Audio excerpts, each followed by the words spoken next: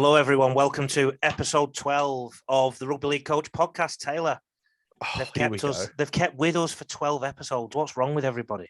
Well, obviously they've got a terrible host because you've come in with a script and everything you're reading off. Yeah. What am I reading? Everything I've done previously now just thrown out the window. Taylor Brown sacked, Lee Addison in, and I've also brought in another guest, unlike yourself, who doesn't have any friends. I'd like everyone to meet Brandon Greco, the owner of Epic Coaching and also the owner of the best moustache in Brisbane. How are you doing, Brandon? Pretty good after that intro. I think my confidence is sky high now.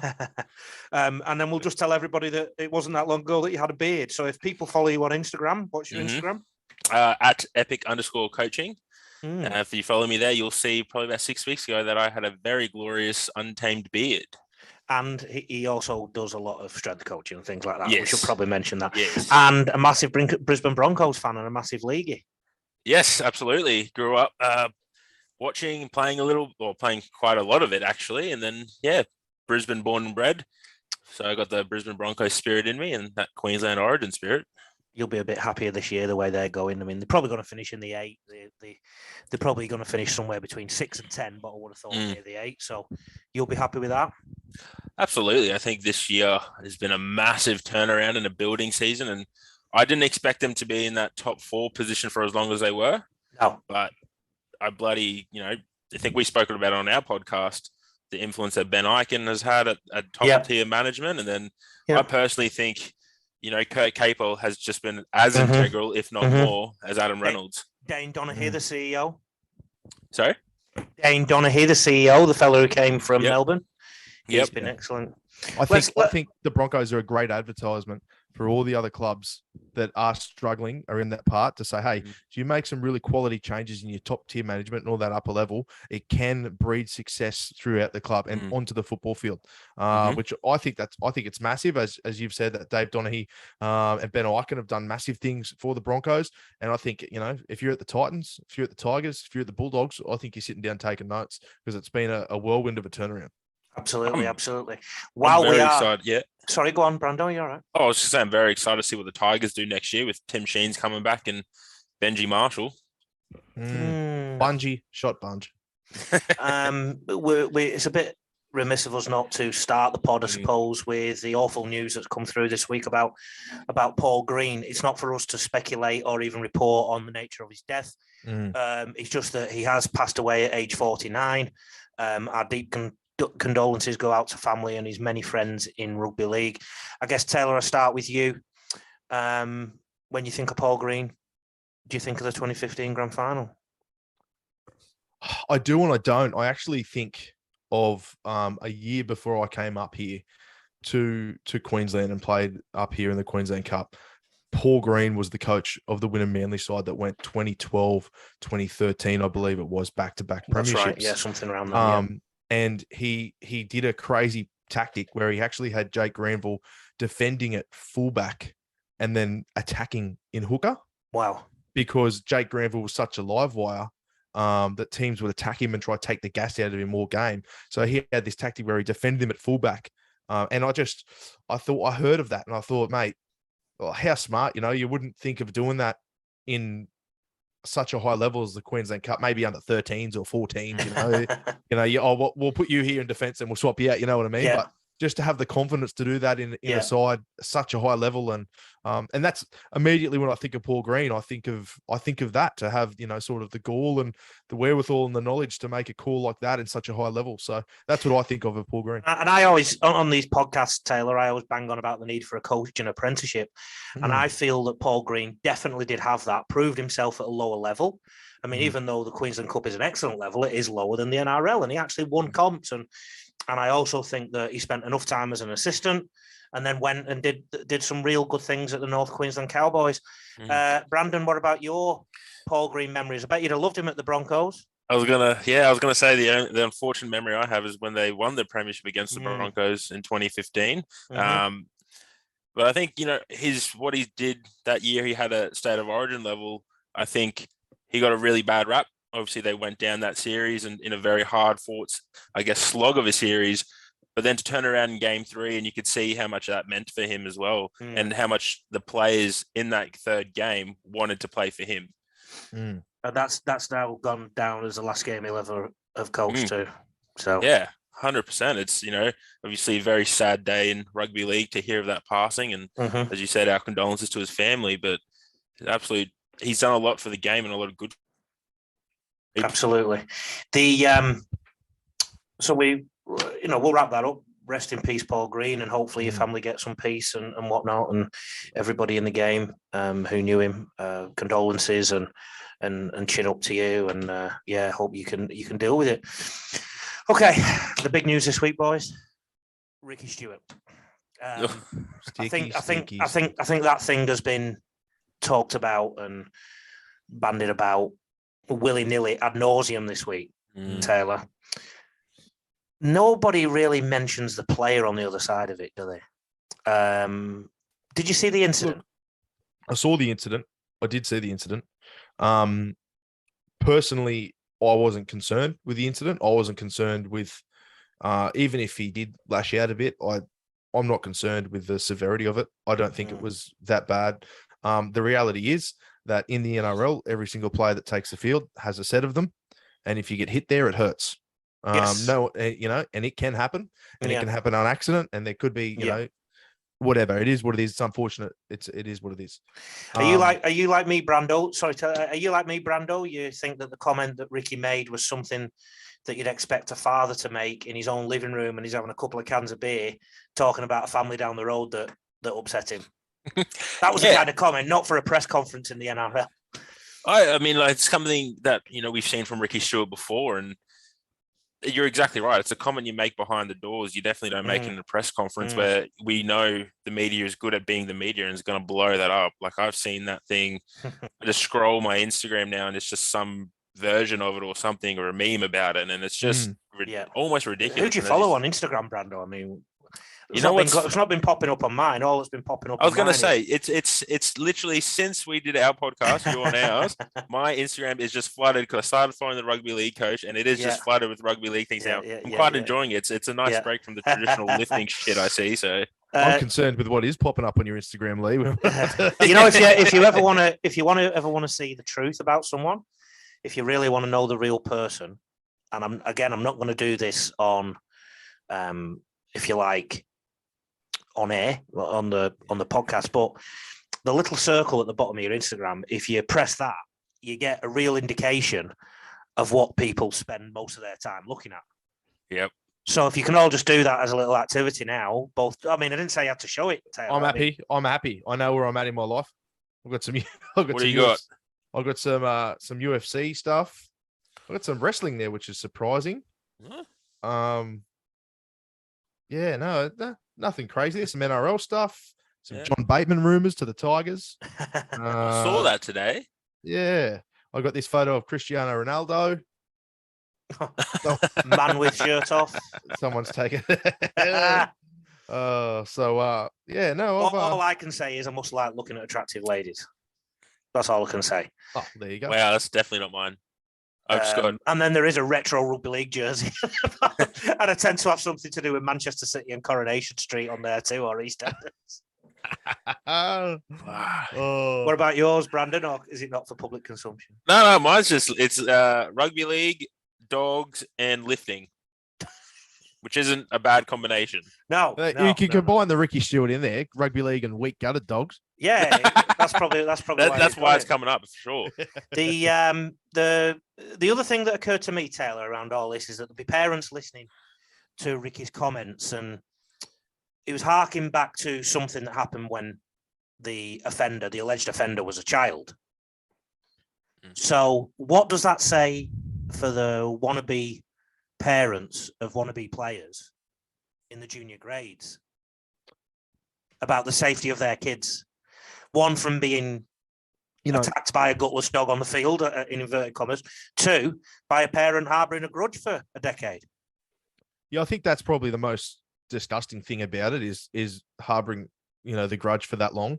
As a 12-year-old, you're very different to how you are as a 14-year-old. You're very different to how you are as a 16-year-old. You're very different to how you are as a 20-year-old. And then when you get older, I'm 28 now, and I'm sure I'll be very different in 2 to 3 years myself. I'm not proud of some of the things I did when I was 16, 17, let alone some of the things I did as a 12-year-old or therefore shortly after. To think that you can define someone's character by something that happened when you were 12 years old is disgusting, to say the least. You're talking about a game that has let players come back after going to jail, that has, after serious offences, has forgiven them and let them back into the fold. Ricky Stuart done it himself a few times with Curtis Scott. That's one example that comes to mind. How come Curtis Scott can be forgiven for a few, discretionary behaviours months later, but poor Jamin Salmon can't shake what he's done 10 plus years ago? There was a hint, wasn't there, from Paul Kent and the NRL 360 crowd that there's a lot more to it. And he kept saying, Paul Kent, I don't know if you saw this, Brandon, or you were too busy gurning in the gym, that there's a lot more to it and the NRL know it. There's a lot more to it and the NRL know it, or words to that effect. My argument would be, what the hell has something that happened at age 12, 13, 14, 15 got to do with the NRL?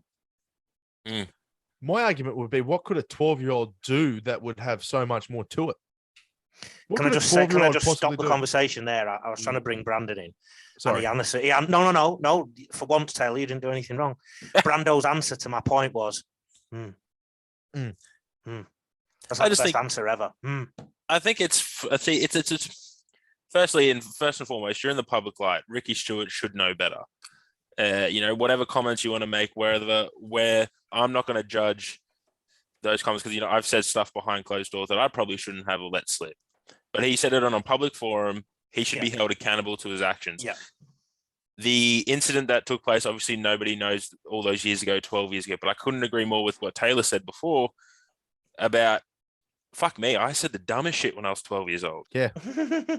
I didn't know right from wrong. I didn't know what was politically correct. I still don't know what's politically correct. I don't know what's inappropriate. So I think to hold someone for this, how old's Jamin Salmon now? About 24, 25, something like that. So Ricky Stewart's been, again, there's obviously more to it. If Ricky Stuart, who is top tier NRL coach, has coached the Kangaroos and the Origin, been at the top level, there's obviously more to it. If he is holding this grudge for 12 years. Now, I've heard rumors, and I'm sure we all have, about the incident that took place 12 years ago. But at the end of the day, the comments were made. At the end of the day, the comments were so juicy in a press conference that we're going to hear about it for a little bit longer. Yeah. And unfortunately, that's rugby league, and that's the gutter this week. Yep. Yeah. In the gutter. I just hope. Oh, sorry, mate. You go. I just hope the game's getting around young Jamin Salmon. 100%. I really hope the Penrith Panthers are supporting him through this time. I hope the Canberra Raiders have reached out and offered some form of support, whether that had Ricky Stuart involved or not.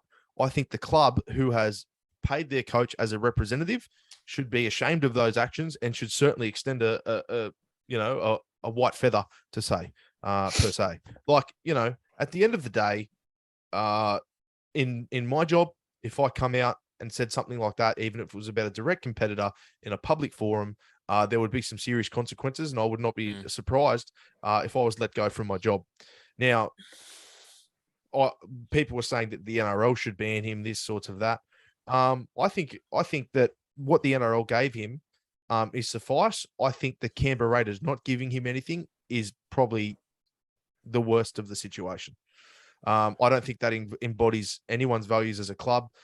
If you, regardless of the incident, if you say, right, are you a club that would stand by that?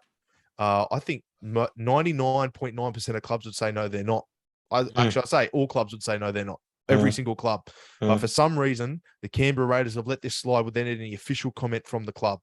And I think that speaks volumes about what's happened. What's happening at the Raiders. What's culturally, it's an issue. We'll move on from that now. I guess before you move on, sorry, I'll just add a little bit of comedy here, and I'm not afraid of any backlash. Do you want to know how stupid I was as a 12-year-old?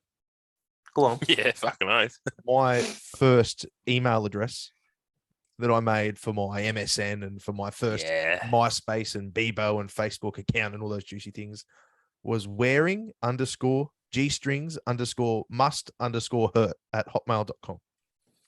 You know what that is, folks? Send them an email. That was the extent of my mind and my knowledge base as a 12-year-old. That was my smart decision. I'm sure as a 12-year-old, I think. So I'm sure whatever Jamin Salmon did as a 12-year-old, he can't be held accountable for that. Although I may be held accountable for my poor decision in email address. Didn't have much longevity. I had to change it very shortly thereafter. Any interesting 12-year-old stories, Brandon, about yourself? I honestly try to remember back, but yeah, what was I doing at? What? That's grade 7. Yeah, mate, I honestly can't remember. I was just trying to get through primary school. I was a pretty goody two-shoes, I think, at the time. It was only when I sort of got to 13, 14, I started lashing out a little bit, I could tell you a million embarrassing stories about myself at that age. A million. A million. Absolutely. Anywho, sorry.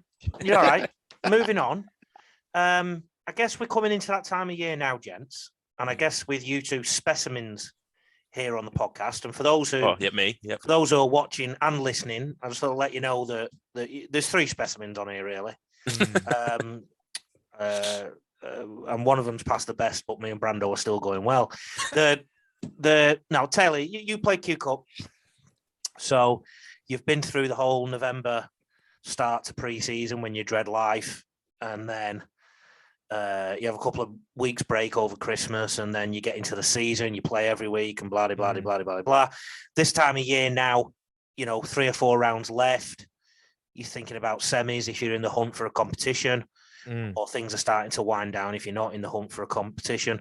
Brando, you're in the physical development and strength development space. So this is a great question for both of you. I'll start with you, Taylor, as the player, and then I'll go to Brando as the coach. How is the body traveling at this time of year when you're a player, Taylor? Try and give the listeners and viewers a taste of what it's like at this time of year physically. I think for this time of year, players are really, can I say, mentally fatigued coming through, trying to gear themselves up for the semi-finals, which is hard. But you've also just gone through a season of rugby league where, you've got to push yourself. I've got to go do my extras and get it done. But half your extras you can't do because you've got a niggle on your calf or your shoulders popped out in preseason and you're taping it every week and you've got guards on every week to make sure it doesn't pop out mid-game. What doesn't pop out? Your shoulders. Oh. Your shoulders. Just clarifying for the listeners. It's very tough to do that day-to-day thing. And I know people think, you get a week rest in between each game, but you still have your physical sessions midweek, which are tough. You don't get good at defense by not practicing defense. So you're smacking each other at 100% on a Wednesday night or sometimes even on a Friday before a Sunday game. It's very physically and equally mentally fatiguing coming into this time of the year. If you're not in the hunt for the semis, it can be a little bit of a time where you slack off as well, where you go, right, well, we've only got 2 or 3 games left. They stop doing you stop doing your extras and things like that. It happens all the time. You see it. And that's where injuries can be very prevalent because you're not doing the extra 1%ers while still having the same workload. If you are in the hunt for the semis, there's a lot of extra mental stress going on in terms of what am my opposition doing? Am I going to be in the team this week? What can I do to make sure I'm at my peak football and performing for the lads in and around me? Are you saying, Taylor, that even if your team was going well, you were sort of happy when the season ended? Are you sort of hinting at that? Yes. Okay. That's exactly what I'm saying. Even when the team was going well, really well, there's a bit of the Monday, Tuesday, I'm going to say the Thursday, Friday, actually, where after you finish playing football is like a big, and traditionally, the Wednesday, Thursday after we finish football season, that week I just eat whatever because I was Monday, Tuesday, Wednesday, Thursday. Yeah, that's Mad Monday, Tuesday, whatever. That's in the past. That's gone now. But I'd come home and I'd cook a pasta dish. I'd love cooking that week because I was home in time to cook and help out.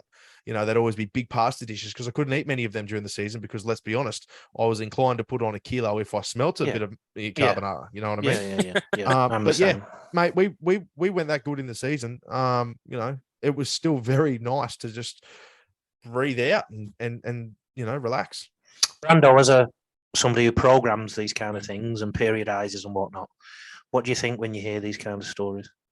I think it's very evident, and we see it in the fatigue, whether in whatever level of the game. If you're pushing for a semi, there's fatigue and niggles, and the amount of strapping tape that would get pumped onto players by the end of the season is just ridiculous. Yeah. Now, I think it's at this point in the season, we're 4 weeks out from, if you are pushing for a semi spot, where, as Taylor said, your players are mentally checked out more than they are physically.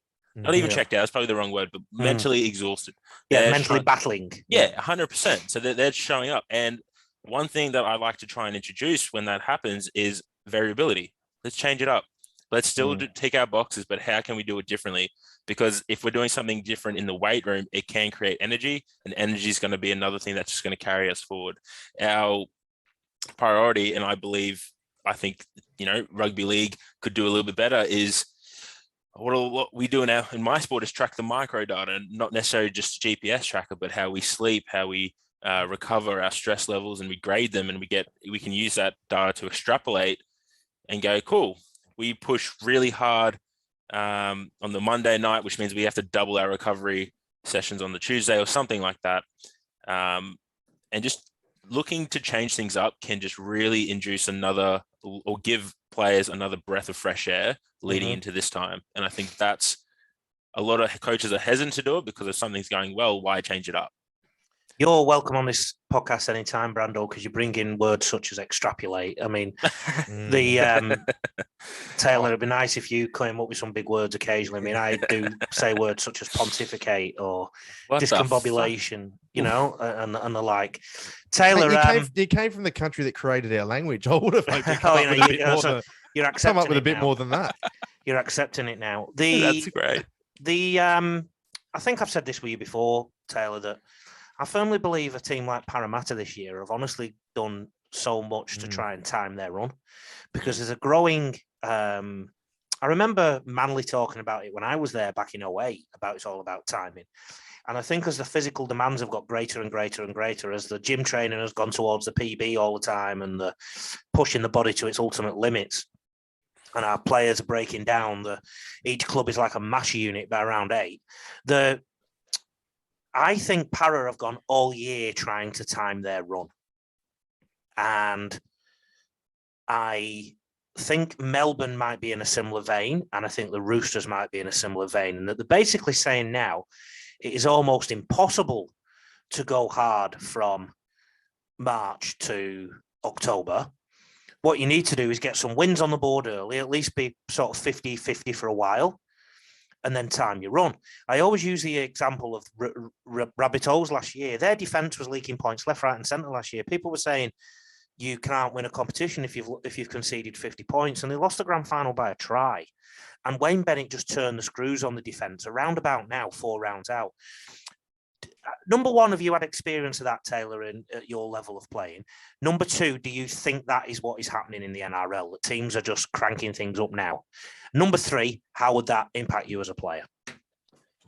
Look, I'll start off with, have I experienced that?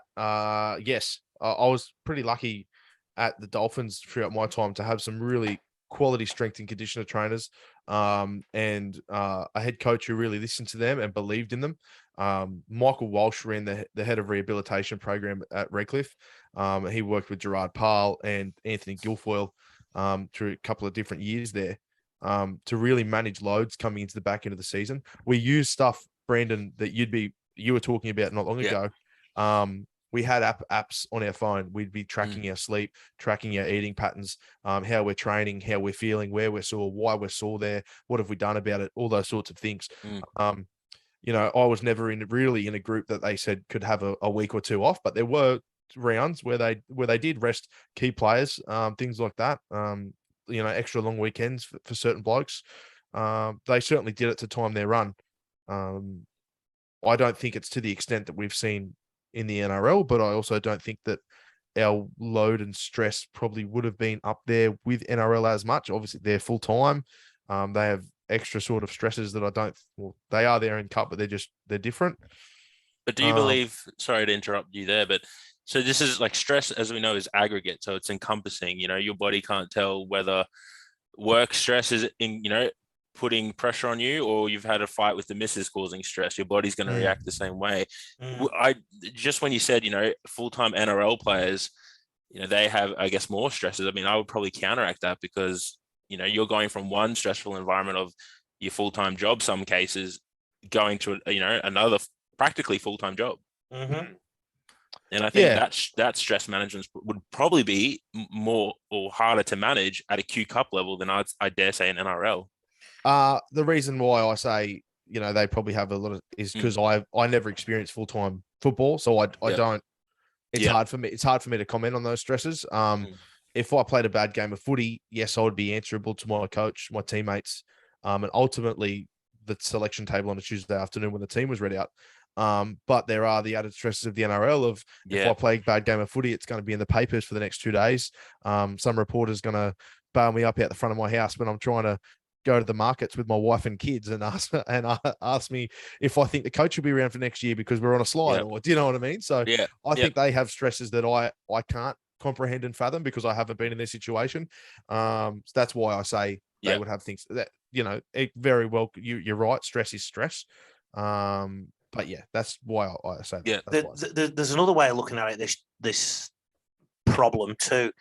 In the St. George Illawarra, there's a lot of noise around the coach, Anthony Griffin. And they seem to have sacked everyone else around him apart from Anthony Griffin. And apparently what he's done this week, according to reports, is take the players 10-pin bowling or something rather than having another video review, just going through the motions of the whole. Yeah.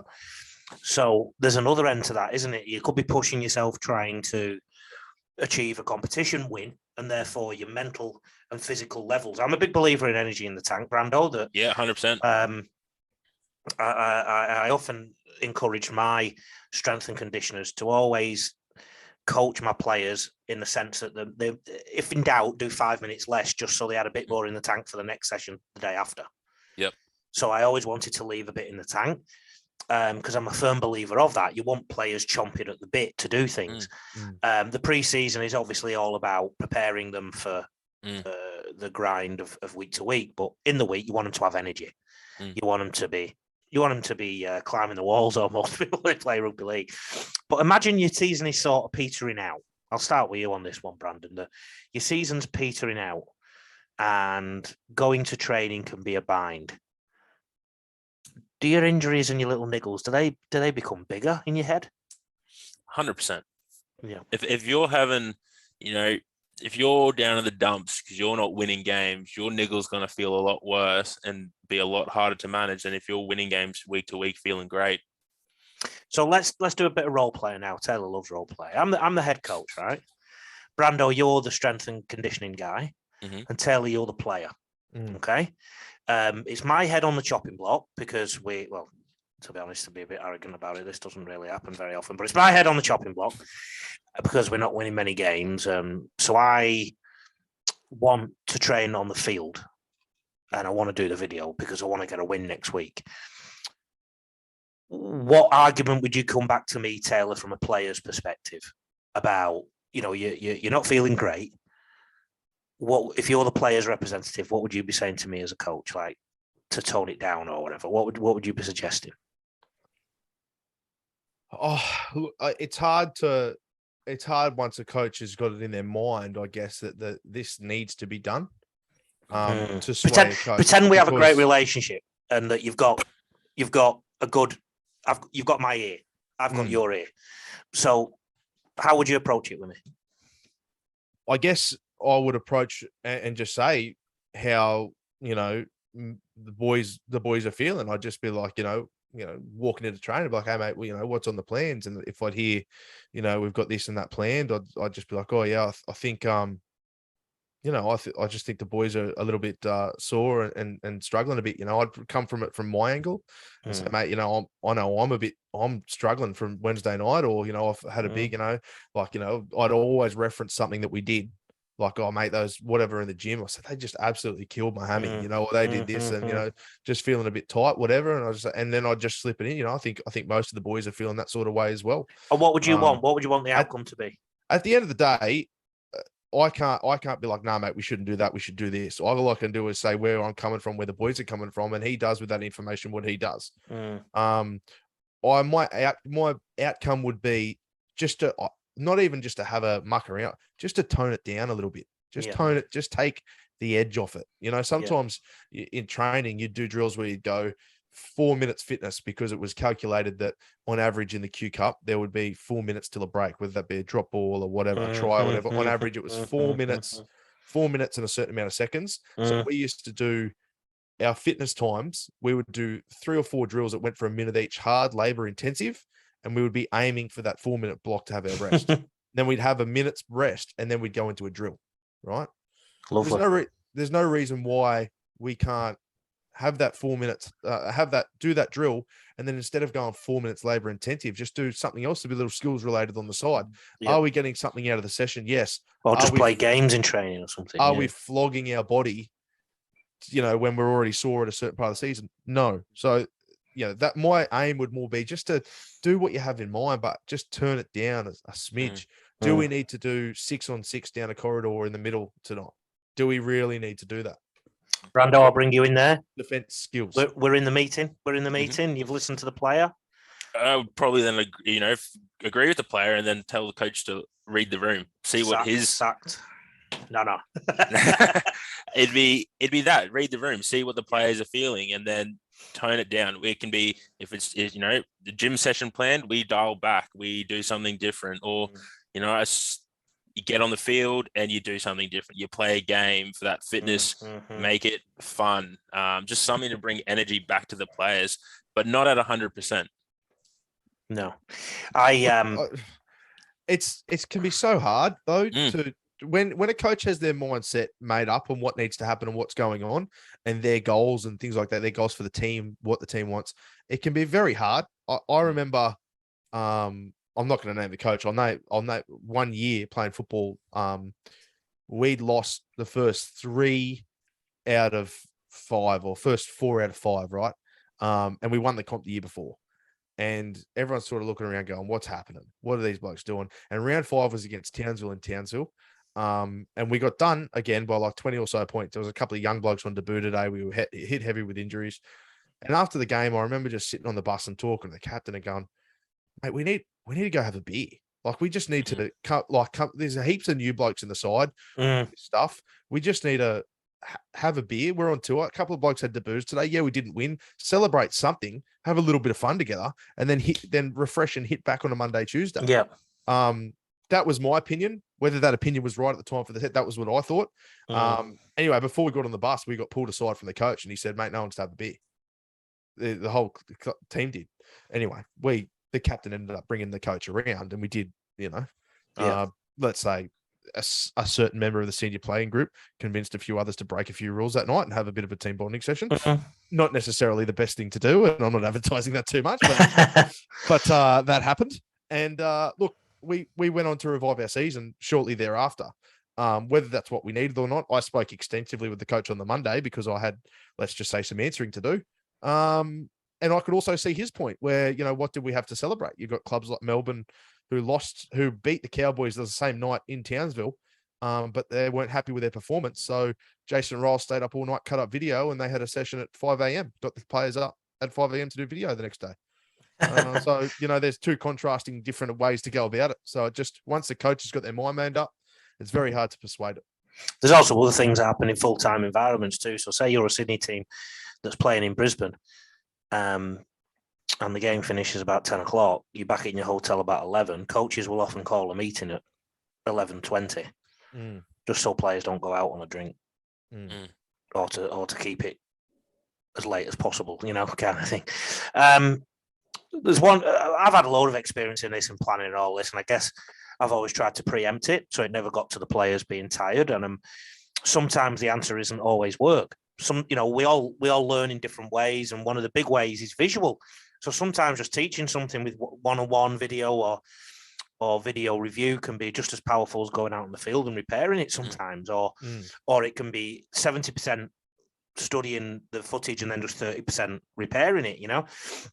The one example I want to use, though, that is probably applicable to most coaches and players out there is when I was Poland coach, right? I basically had a team that was Dad's army. They were there was nobody. I think there was about 3 guys under age 30, right? And we played Thursday, Sunday, Wednesday, Saturday, right? So 2 group games, and then a Wednesday semi-final, and then a Saturday final. And we were playing Vanuatu on the Wednesday. The pattern had been in between games. So we did a bit of training leading up to the comp, and then we'd have a rest day and then train the day before the game and then play, right? That was like the routine. Anyway, as I was watching our team against Vanuatu in the second half, and we beat them 44-0, I think it was, I was watching the team and I'm thinking, they're knackered. Last 20 minutes.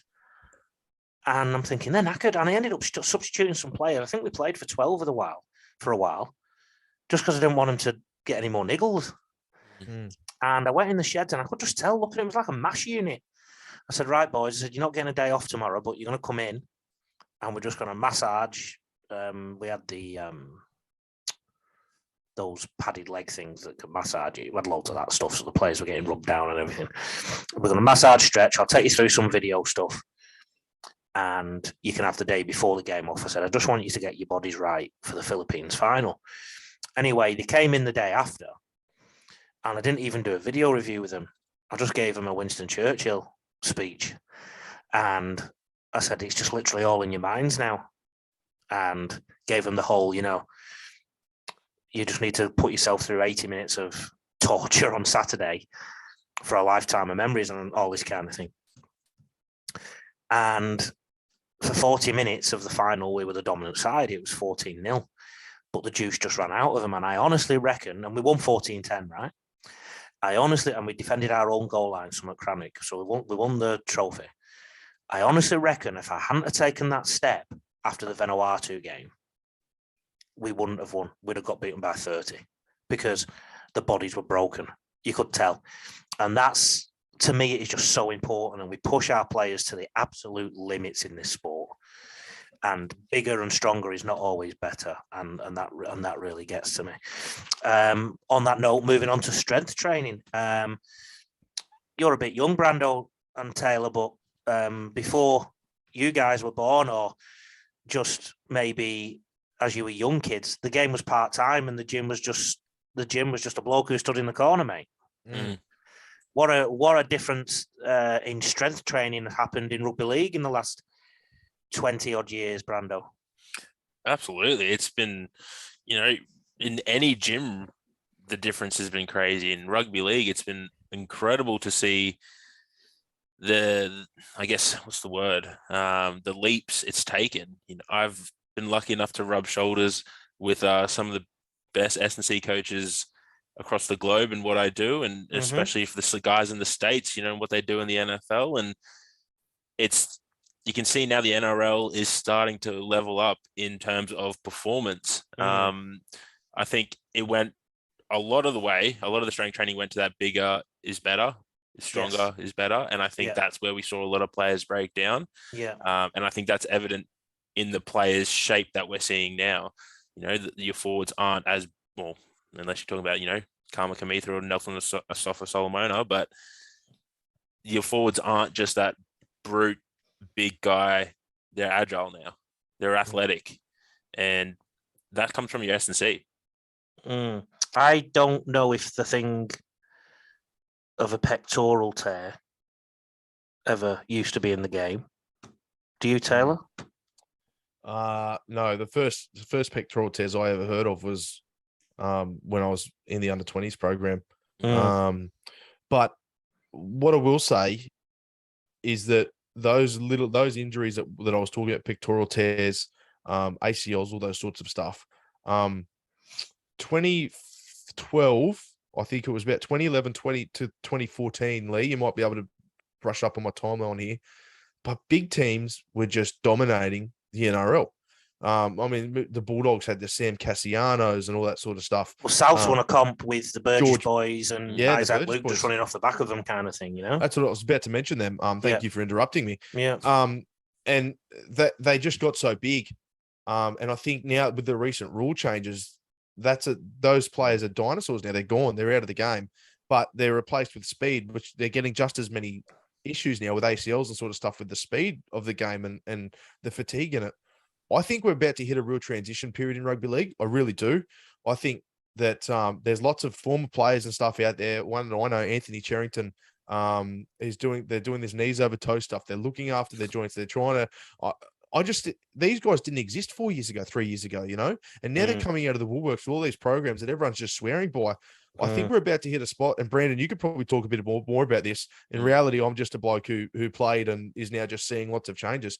Is the whole strength and conditioning programs that we're seeing and all that, it just feels like it's gone from the ultimate power game, maybe 10 years ago, a little over that, to now sort of the speed game that's bringing up its own issues, and now just a mobility game, it seems that we're coming into. There's a few things you touched on there that sparked some thought. Firstly, Lee, you mentioned the pec tear in the game. Herbie Farnworth tore his bicep. I have never seen that in rugby league. I have seen plenty in my sport where people try and deadlift with a bent arm and they just retract right up to their shoulder. Yeah, I have never seen it. I've seen a couple. I've seen a couple too. Yeah, right in rugby league. Yep. Yeah, I guess it can make sense. They could have been done in the gym though. Yeah, that's my point. That's my point. And that's the thing. When I saw Herbie Farnworth cradle that arm, I turned to my missus on this, even though she was reading a book because I watched too much rugby league apparently. But I turned to her and said, "That's a bicep tear." Swear by it, because you just don't see it in rugby league, but it's so evident. That screams to me something is not right within the S&C world, within rugby league. I think the rule changes that you mentioned as well, Taylor, that has changed the game and it's forced the big players out. I would be very interested to see how those big players back from that era were to go in this game now. But with each level, with each rule change, with each new era comes its new level of challenges that S&C coaches have to prepare for. The thing with S&C, and one big thing I'm a massive believer is, you can't replicate. With strength training, it's very easy to manipulate. We can almost expect variables to come. I can't expect a big bloke running at me at an angle. I can't control that force. I can't prepare for that force. Yeah. What I can do is try and prime the body to best shock absorb that. With all these new demands in the games, S&C coaches, I think, are looking too far outside the box. You mentioned knees over toes guy. Man, I see his stuff all the time. And some of it, 100%, is really good. Some of it misses the boat completely, which is why he then goes back and deletes that post. Right. And it's just, we're in the age where... How'd you do knees over toes? What'd you do?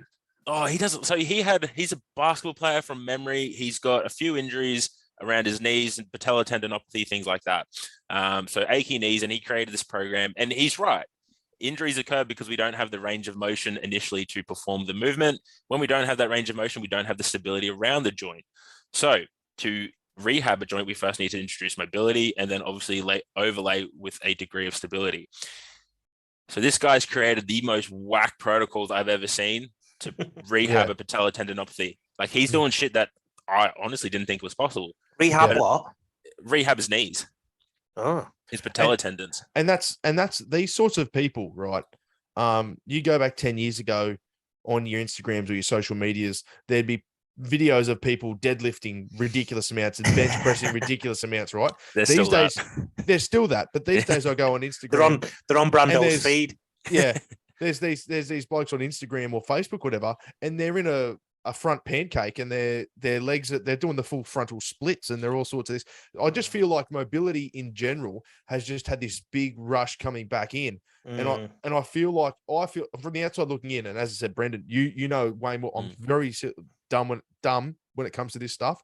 It's just what I'm seeing from the outside looking in. And that's why I was interested to hear what you said. I just feel like they're all making waves, these guys. I've not lifted a weight now for about 3 months. I don't know. You walk around every day, don't you? Shifting a fair bit of weight there, son. I'll get to that in a moment, Taylor. This is it's the best podcast I've ever been a part of. That's right.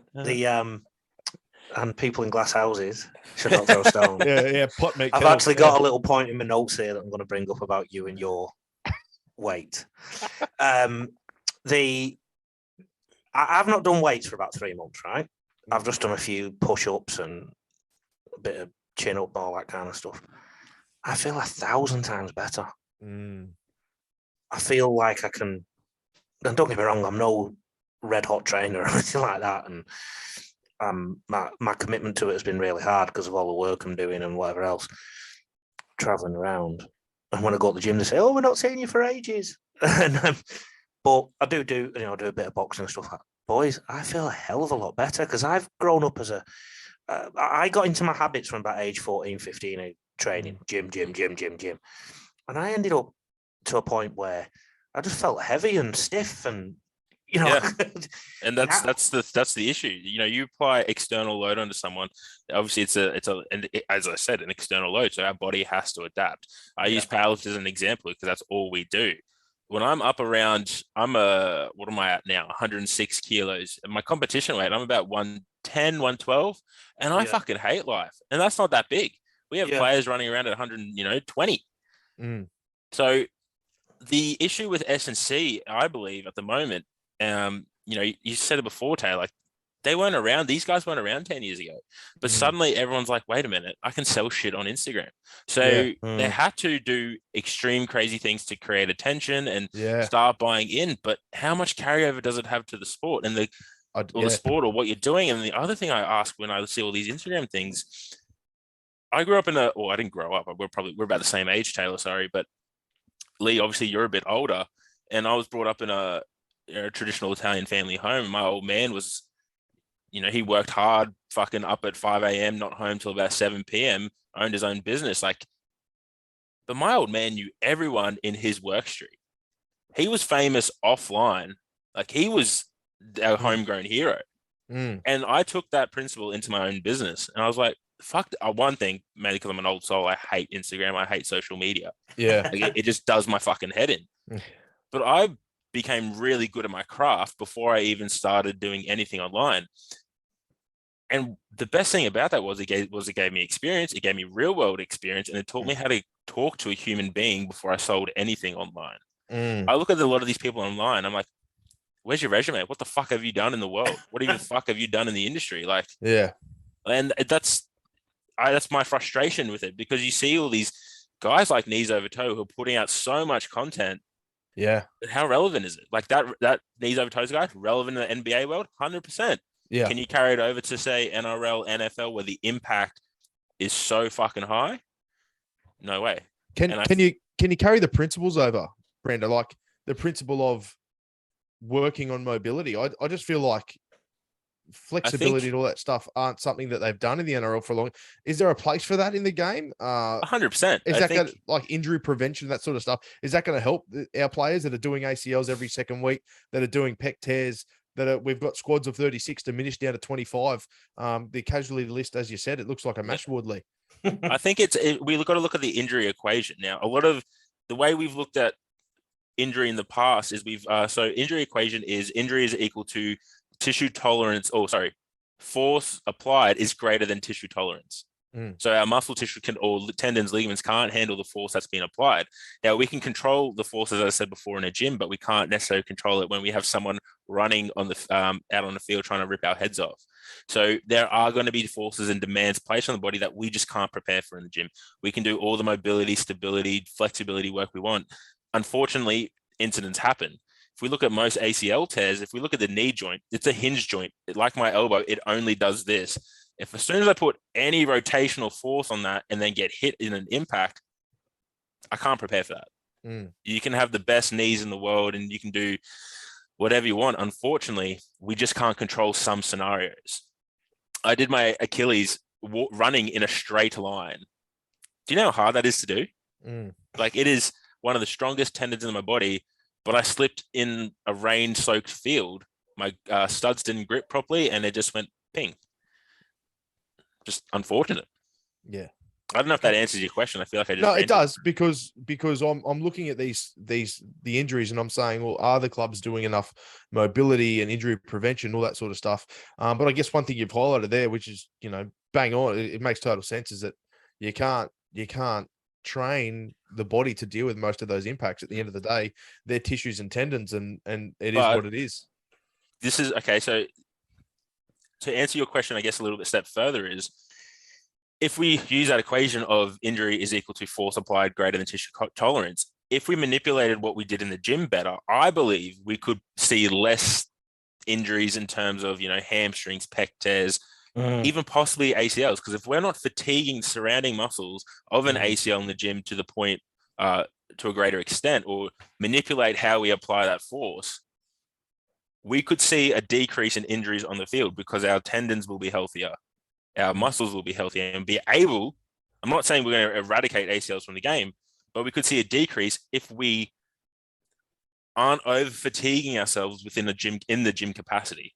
The thing for me, vis-a-vis the NRL and Super League, it's about who blinks first. So if a coach comes in and a coaching team come in to prevent injury, the chances are they may be slightly behind the 8 ball in the first few rounds. So Pep Guardiola, for example, in the English Premier League, is obsessed with injury prevention. So a lot of his training is in and around that. You can't prevent injury in the English Premier League because they play every 5 minutes. They've got a new game and they're traveling everywhere. There's just too many factors. But I think if he wasn't so focused on that, then he'd have a bit more of an injury list. Anybody in the NRL who, let's say they're training at 100% of their capacity now, right? If somebody drops that to 80 or 90 in pre-season to maintain people more, so they've not got a mash unit, after 3 rounds, I think they risk being off the pace a little bit. And what gets me is the amount of concussions in the game. Now, a lot of concussions occur because we don't teach tackle technique properly. The amount of players I've seen get to the NRL who don't tackle very well. When I say tackle very well, they make tackles, but they put their head in all sorts of places. But number 2, you're more likely to put your head in the wrong place if you're cream crackered. if you're more likely to put your limbs in the wrong place, or put your foot on the floor in the wrong place, or whatever, if you are tired. And I guess it's about who blinks first. And I have a real fear that, and this is going to sound awful, I've got a feeling they're not going to pull the plug until something really bad happens to a player. Agreed. So, but what injury if it's disability or death or mass suing, honestly, they're not going to pull the plug because they're training to breaking point. They're training to breaking point. But Lee, what could we see? What could we possibly see that would force that change onto the NRL? Are you talking about like in the gym, Lee? Everywhere. Okay. Everywhere. So what could we? My question is, what we've already seen. Obviously Alex McKinnon. He got his injury. Oh, you wouldn't say that's not related to fatigue. But you've seen all sorts of injuries in the NRL. What sort of you can't blame if something. Are you saying what's going to be the point? Is that what you're saying? I can't see a point. I can't see. Well, I'll tell you what the biggest point is. The worst injury you can have is one that leads to your death. Yeah, that's how far. Or to a permanent disability. But what could you put? What injury could someone get that puts a permanent disability or death that you could blame on fatigue? I don't see one. I think there's plenty. I mean, it took boxing, the sport of boxing, it took a few people to declare mental injuries from years of boxing. And I don't know if you remember, this was a fight in England where Chris Eubank was fighting against a fella called Watson, and he ended up in a wheelchair straight after the fight. It was a 15-round fight. Boxing used to be 15 rounds a lot. And when Muhammad Ali fought in that era, I mean, we all saw how the end of his life went, and so many others. And it took boxing, some of those things happening for 20 years, to take a bit of a step back. And you won't know any different because of your ages, but the whole idea of 2 knockdowns and then the third, the game's over, the fight's over, they're all pretty new things, really. Yeah. Comparatively. I think nobody's going to blink. I really fear nobody's going to blink until it gets to the worst point, Taylor. And I think fatigue, and not just fatigue, but also the power of the humans clashing into each other, the more unnatural it is, the more we're risking putting lives under risk or future mental health in jeopardy. There's already, rugby union has already got massive issues regarding players suing the game for concussion-related injuries. So that's European Rugby Union. Somebody reckons, a Welsh player reckons he's got dementia symptoms at age 41. I think we're naive if we don't do something. I really do, lad. But isn't that also, so a couple of things of that. First, I want to say I don't believe in injury prevention. I don't think it's a thing. I think there's only ways that we can reduce the risk, but I don't think you can prevent injuries. No. You can minimize risk. You can minimize risk. It's 100%. And then sorry, that was my other point. We have players suing the game, but isn't that the risk that they take by playing? Surely there is some ownership placed back on the player. I'll use an example in my industry. It's like I work with athletes who, I don't know if I can say this, but I'm sorry. I work with athletes in strength sports who take performance enhancing drugs. They know that it is going to shorten their lifespan, but it's the risk they take to be the strongest in the world. We see Thor Jorgensen, the guy, the mountain from the Game of Thrones, lifting 501 kilo deadlift with blood pissing out his nose. Like, he knows he's not going to be around probably to see his grandkids, but that's the risk he took. And I don't think he could sue anyone for it. He can't sue Giants Life for making him do it. But it all depends on what you sign, doesn't it? When you take it up. But there's there's an unspoken rule. Like, I know if I was to go back and play NRL now, I know straight away that I'm at risk of a head injury due to past mental health. And I don't think unspoken rules matter if you're in a court of arbitration or we're in an insurance society now.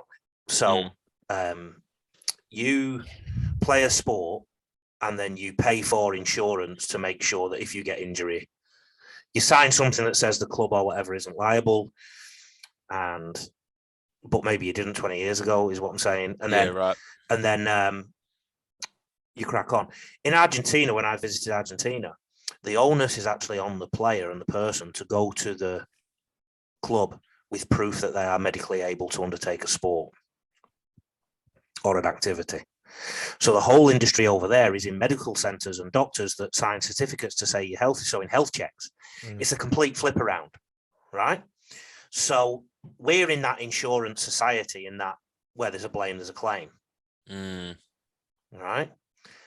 And what's going to happen as well is insurance premiums are going to go up. People are going to have to pay more. Because if the game, there's a thought that the game is trying to save some money because it's going to have a lot of these cases coming forward. We've got to be so careful. So careful. And I think fatigue's everything to do with it, Taylor. It's about putting your head and your body in the wrong place because you're not judging it right. I know when I'm a bit tired, I slur my words a little bit, for example. So can you imagine what it's like to run and tackle and go to the nth degree of physical endeavor? Yeah. I just think we've seen someone pass in the Queensland Cup. James Ackerman passed in the Queensland Cup, 2015. That was a collision, wasn't it? Which was a collision.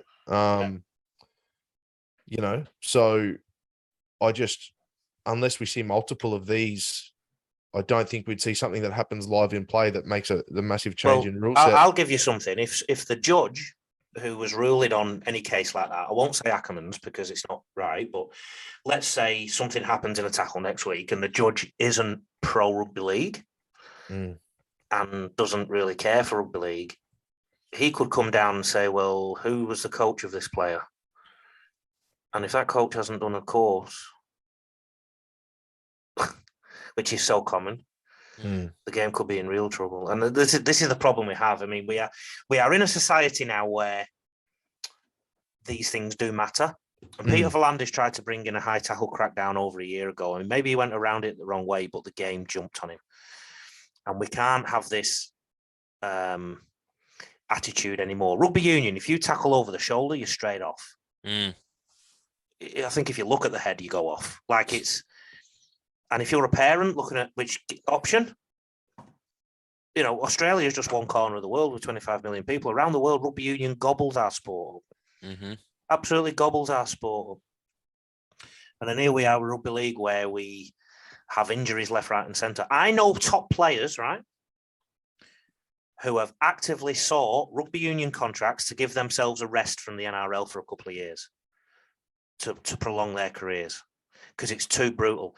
If you think about Sonny Bill Williams back in, was it 2008? Right? He ended up playing till he was about 37. One of the reasons will have been because he wasn't playing in the bloody NRL every week.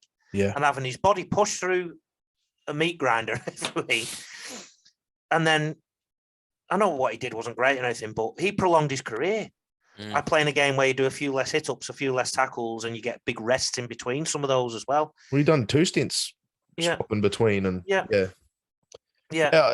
just, it's hard to sit here and say, you know, whose fault it would be if someone gets those injuries. Because I guess I was in a really weird time my whole football career where when I was in year 11, 12, when I was, you know, just on the brink of going into that realm of semi-professional football, if you got hit on the head or whatever, you got up and kept going. There was no chance. There was no chance you showed your weakness ever. I remember being absolutely flatlined and not remembering a thing from what happened on the incident, playing junior football, and sitting on the bench and coming to on the bench, and someone said to me, "Your dad's coming," you know, and Dad was coming over, and I quickly asked me mates next to me, because I was playing up a few years at that stage. I was playing in the under-19s. I think I was 16 years old. I remember saying to him, who did we play? Who did we play today? Because I knew that would be the first question my dad asked me. So he come over and said, "Mate, who'd you play this morning?" You know, blah, blah, blah. And I just rattled off quick in my head because someone just told me we played Barella and we lost by 20. And he goes, "Oh, all right." And then 10 minutes later, I was back out in the field trying to get revenge on some bloke 3 years older than me, not knowing where I was still, you know. To then at the end of my career, where you were doing tests at the start of the year, and if you got a head knock or any sort of symptom, you had to do this, complete this card test again and make sure, you know, I came through it. And it's hard for blokes on the field to admit when they've got a head knock and to come off. And I just don't know how it's going to get better. Well, the best question then, Taylor, now, I mean, you're a father now. So your young fella, Max, wants to play rugby league. How do you want such a risk dealt with for your son? I would deal with it completely different to I think my dad did, because my dad come from a different time where there wasn't that sort of knowledge around. And you know, even if Dad thought, well, he doesn't look 100%, I think he probably would have seen the fire in my eyes where I was like, you know, I'm not going to let anyone get over me, and I'm getting back out in the field to prove a point. And I think he just kind of thought he'll be right, you know. Whereas me as a father, if I see what my dad would have seen that day, like there's no way I'd be letting him back on that field. There's no way I'd almost let him back on the field the next week, because I know how dangerous it can be, and you'd be getting all sorts of tests midweek and all sorts of stuff. And I just deal with it a lot more differently. And I think that's just because we have more information. 100%. We're comparing the age of technology and information now to, you know, forgive me, but the Stone Age. We had none of this info. You know, a lot of it was brought to my attention just from watching that movie with Will Smith called Concussion. And the NFL players going through the same thing. Obviously, they were a bit, I don't know, not sure how old that movie was or when it was actually set, but I think it was early 2000s or late 2000s. But, you know, I'm 1 year older than Taylor. It was the same thing. Back then, you got any sort of injury, it was run it off. It's hard for me to watch that movie. It'd probably be hard for you to watch, Lee. It'd be even harder for you, I reckon, because I think the stories you'd have growing up, especially sort of England, like, the football over there is known. I don't know if it's because of the wet or what it is. Occasionally, a game of rugby league broke out amongst the fighting. Well, it's also known as a forwards heavy game of rugby league, the English game. It's known as a game. Even now, I've got a mate that's playing over in England now, and he says the forwards, they spend so much time. Everyone spends a lot of time in the weight room because it's so cold over there. So sometimes a lot of your training is just in the weight room, especially in preseason. So you have these much larger bodies. It's just known as more of a forwards game, mate. You'd have some terrible stories of blokes getting knocked out and probably me getting knocked out, like coming to the next 5 minutes before kick off the next week. You know, it's I remember clearly. I remember playing a game just before Christmas. I ended it face down on the ground, and apparently I'd been kicked in the head. And I remember Christmas Day was a few days later. And I remember being at a party and just slurring my words, and everyone was laughing at me. Yeah. Oh, And it wasn't. I'd had one drink. I wasn't, drunk or anything. And yeah, you just didn't think any. It was like a badge of honor. Like it was. I remember getting knocked out in first 15. You come to school the next Monday and you're the fucking king. Yeah. But unfortunately, like, I was lucky. Nothing too serious came of it. But there's some instances where, we've seen the worst of it now. Yeah. Earlier, Taylor had to go up my weight, right? I encourage everybody on here to have a look at Queensland League Scene episode 1, 2, and 3, and then take in Queensland League Scene episode 15, 16, 17 onwards.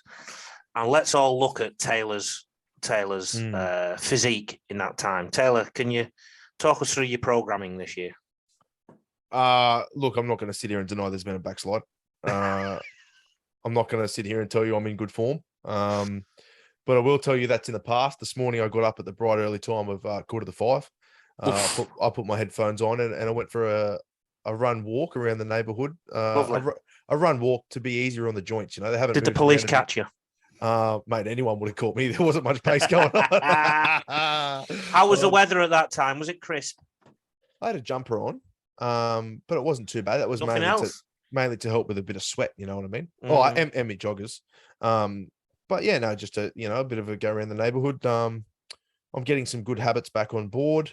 Look, thanks for taking some keen interest on my body. I think it's well noted that you do look up and down when you do see me, which is concerning as an old teacher of mine, especially one that we shared a boarding house together. That's very concerning. But I played the fifth.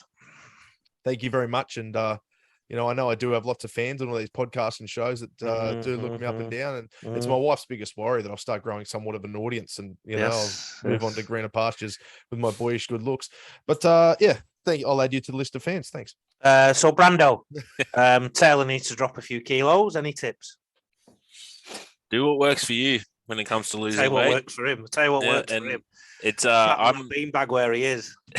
It's weight loss is a tricky one for me. I've never had to drop weight in my life. I've always had the opposite problem. So I'm not I can help someone plan it out, but don't ask me for like little insider tips because I could just miss one meal and I've lost 5 kilos.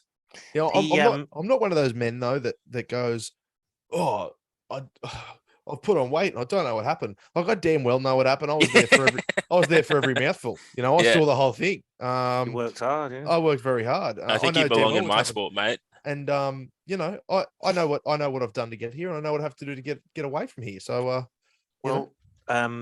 the English songwriter Gary Barlow, formerly of the Take That. How's he going to link this? How's he going to link this? Here we go. He has always been known as the fat kid in Take That. Like he's always had a battle with his weight, and he tried this diet, that diet. Anyway, the big jump he made, in the last sort of 10, 12 years of his life. He's not dead. I'm talking, in the last 10, 12 years, eating only natural foods. Natural foods. Nothing processed at all. It's sort of a carnivore diet, can you say? Sort of a paleo diet. As long as it's natural. So, and he looks great. Better than he ever has in his life and has maintained it for 12 years. Yeah. A bit like myself, like a fine wine, just the longer it's there, the better it goes. Mate, I'll go on a natural diet where you don't eat anything processed as soon as you find me a fountain where beer comes out of. Now, you find me one of them that I can naturally drink and I'll say, yes, I am now. How often do you get 3 red-blooded males like ourselves doing a podcast and every one of us is wearing spectacles? What does that say about us, Brando? I didn't even fucking realise that. Says that I need them and you blokes are trying to act like you're smart. That's what it says. I wish I was that witty to come up with that. I've got nothing now. You don't have to be witty, mate. You've come up with all the lingo today. You've oh, yeah, the big words. Yeah. Oh, yeah. It was just one, but I'll take it. Thank you. I want to know if there is a link between certain activities and eyesight, and that's why you two are in glasses. Yeah, well, mine's from looking at computers. Yeah. Yeah, right. I think mine's hereditary. Okay. Mine's a little hereditary as well as, I stare at a screen all day, every day. So that doesn't help. But yeah, no, my weight loss journey. Thanks for asking. I don't know if it's affecting my eyesight, and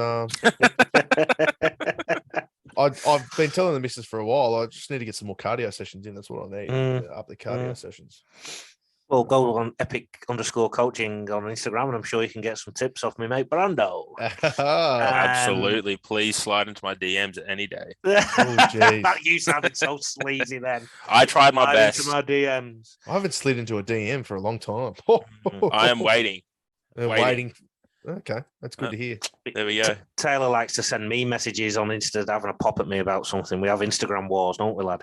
Yeah, well, you had a go at me about the Olympic medal counts and how Great Britain's beaten Australia in the last how many years. But you've got like 5 countries and you just put them in yourself and you go, oh, this is all of us. Me and my friends here, we beat you, Australia. Oh, congrats, mate. Like, we'll get New Zealand and we'll throw. You had to split up our United Kingdom.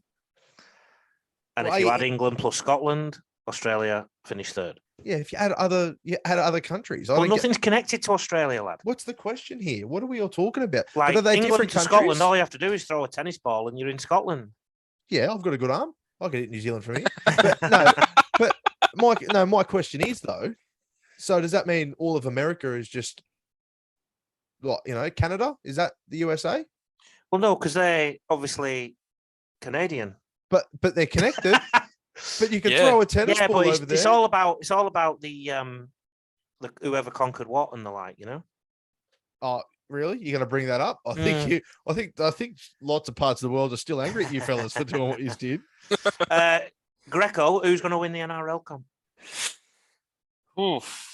Do not say Broncos right now. It's definitely not going to be the Broncos. 2 weeks ago, I was like, they're going to win it. Look, I honestly think it's going to be. I've been paying close attention to, since you last said on our podcast, the Eels. I think they're going to be there in contention if they find some really good form in the back end. I still lean towards Panthers. Speaking of the Panthers, what's happening in the current game, Lee? I haven't kept up with it at all. They were getting pumped in the first half, 16-0 at the first half. And that's the final score. Oh, there you go. Wow. Melbourne were red hot in that first half. I woke up feeling a bit sick today, and then I've had a sleep, and I'm good as gold. That's the best thing ever. The thing out there, kids, make sure you get enough sleep. Okay. I put a fold-out couch in my office at work, and it was the best investment I ever made. Okay. Yeah, and right. My clients love me for it because I'm not a raging asshole by their afternoon. Yeah. So do you do like a 20-minute? What's your nap? Oh, it really does depend on the what do you call it? The training session I've had before it and the circumstances. Yes. Most people know that it's definitely longer than 20 minutes. And if I haven't left my office in a good hour and a half, that I've completely fallen asleep. Well, you're quite hairy by the look of it, so you probably do need to cave up occasionally and just. It's quite is an understatement. Yeah, a bit like me. Yeah, I saw my back in the mirror just before, and I was like, "Holy fuck!" Like having a black shirt on, you reckon? Constantly, it's fucked. So Brandon will be like me. If he sleeps in the nude, like you keep espousing, it's not quite as nice. Yeah. Do you sleep in the nude, Brando? What do you do? No, I hate sleeping in the nude. See, you're a weirdo, Brown. Yeah, I don't never could do it. Never. I'm the same, eh? Well, also because I sweat a lot. Well, that's a good reason to sleep in the nude. Nah. Some undercrackers on. Yeah, you got to have someone, and I don't like the feeling of being too free down there. Like there's got to be. I'm a person that needs boundaries. Too free, he says. I don't want to be too free. Mate, I'll wake up in the morning. I open the blinds. I stand in my castle, and I declare the word. No one, mate. This is my house. And the police arrive. Mate, honestly, what about the primary school over the road? I hope they the first present my mother-in-law got me after we met was pairs of boxers because I did not own a single pair of boxers at all. And she was sick of, because I just walk around my house nude all the time. She would rock up to the house and knock on the door, and then I'd go, I'd open it half and see Kylie. She'd be like, "Hey, how you going?" I'd say, "Oh, sorry," I'd shut it. I go, "Let me go put some clothes on." because I go, and then she bought me boxes because she was like, "Can you walk around with them at least?" And I still didn't. Do you want to just list your address on the podcast and people can come and see? That's such a footy bloke thing to do, though. I know. Like, Mate, just walk, mate. I'm that comfortable with nudity. It's ridiculous. It's ridiculous how comfortable I am with nudity. It's I remember Asadi when they used to come and test us all the time. And by the end of my days where Asada would test me, I'd just start playing jokes with them. And like they just, because a lot of them are very straight faced and very serious. You know, they're there to do a job. Yep. But you know, you'd always get tested in groups of 2 or 3. And, you know, if someone's doing a test and they're right there, they have to physically watch. So I'd always come up behind them and be like, on a scale of 1 to 10, like you've seen a lot. Like out of anyone in the world, you've probably seen the most appendages. Like you've seen a lot. You have to admit you've seen a lot. And they'd all just like kind of go quiet. I'll say, well, where's he at on a scale of 1 to 10? Is he like mid-range? You know, and then they'd all like, you know, half start laughing, not know what to do. I'd say, well, don't worry about out of all you've seen. How about just in the comp? Have you been over to Brisbane Tigers recently? You've been over to Wynnum? How do we go on average? Are we bigger or where are we at? And they just shell up. They wouldn't know what to do. I mean, if we're just going to go off microphones, Brando's got the smallest, thinnest one. You've got the shortest, fattest one, and I've got the biggest. So someone's compensating. Yeah, that's right. The only person that has problem with me swearing on my podcast is my mother. Okay. Yeah. She stopped listening after episode 5 because I swore too much. Okay. Have you got a traditional Italian mother too? No, my mother's a bit of all over the world. So, okay. But in my thankfully my nonna can't really speak English, so she wouldn't understand it anyway. Oh, boys, look after yourselves. Thank you for having me. You're welcome. It has been an absolute pleasure, Taylor. Lovely to meet you. Yes, Brendan. Likewise. Yeah. How are you gonna wrap the show up, Lee? Going, you've showed me up how to do hosting the whole episode. So, ladies and gentlemen, you've been listening or watching episode 12. You can listen to the Rugby League Coach podcast on Apple, Spotify, Spreaker, or iHeartRadio. You can watch it on YouTube. Mate, why are you telling them where to watch it? My name is Lee Addison. I was joined by Redcliffe Dolphins. What number were you? Whatever number it was. Oh, always number 1. Redcliffe Dolphins number 1, Taylor Brown. We discussed his weight issues, and our special guest this week, Brandon Greco. Our program is sponsored by no one. Mate, why did you tell people where to listen? They're already listening. You've already got them hooked in. What are you doing? You can listen to us here. How about I'll just listen where I am right now? How about I just do that? Mm-hmm. Yeah. So Taylor doesn't even mention the listeners. He goes, well, for everyone watching. Yeah. So what? Well, I'm telling all the listeners out there, put some time aside, get on YouTube, watch us. It's a lot more entertaining. He's not wrong. I've gone rogue. There's one episode I'm not the host. I've gone rogue, Lee. I know. Brought some of your true colours out. Sass. Love it. Sass. Take care, boy. I've been trying to get rid of you both for the last 10 minutes, but you just keep yapping, Taylor. Yeah, I know. It's honestly a skill at this stage. I need a kip. Yeah. Same. Yeah. What's the time? 10 o'clock. Yeah. All right, boys. Take care. See you, gentlemen.